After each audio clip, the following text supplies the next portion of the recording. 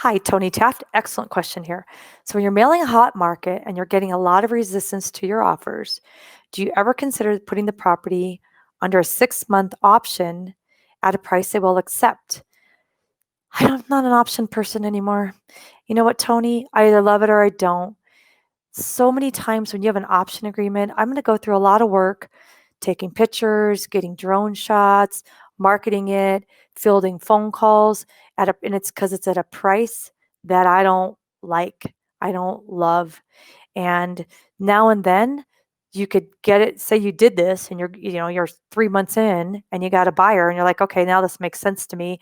Now you got to hang up the phone, call him, make sure and can fingers crossed he hasn't already sold and done something with it because things can happen. So, not a fan. Used to be we would do options agreements when you're new and you're running out of money. That would be a way like, shucks, I spent all my acquisition funds. I had $10,000 allotted this month and I just spent it all. This is another great property. Maybe I'll do an option with me and I'll market it because I still think it's great.